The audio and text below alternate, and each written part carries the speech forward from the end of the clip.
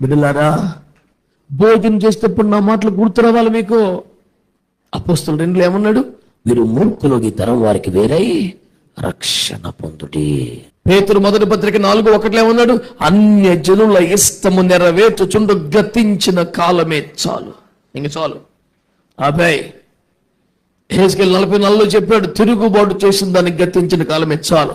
ఇంకా అబ్బాయి ద్వితీయోపదేశకం 2లో చెప్పాడు, మీరు మన్యము చుట్టూ తిరిగిన కాలము చాలు. అబ్బాయి మరి ఎక్కువ కీడు కలుగకూడనట్లు ఇక నువ్వు పాపము చేయకని వాక్యం చెబుతుంది.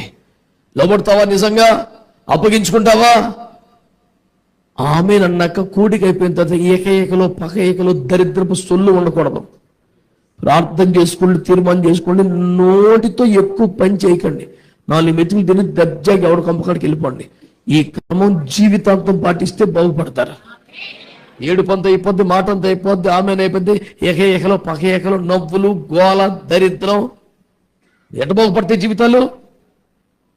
మొత్తం కంప్లీట్గా చేంజ్ చేసే సిస్టమ్.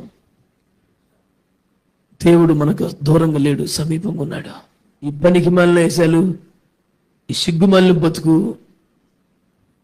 వదలలేవా? మానేవా? చర్చి మానే, దరిద్రం వదిలిపోద్ది నీతో. నువ్వు మారలేవు కదా, మానే, దరిద్రం వదిలిపోద్ది చర్చి. 10 మంది బాగుపడతారు.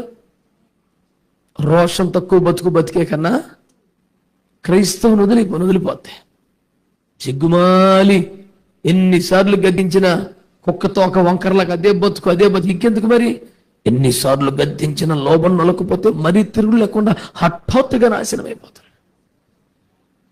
బతుకు మార్చుకో, బుద్ధి మార్చుకో, అలవాటు మార్చుకో, వేరుబాటు జీవితము సాధన చేయి. ప్రభు నిన్ను నీ కుటుంబాన్ని కాపాడును గాక.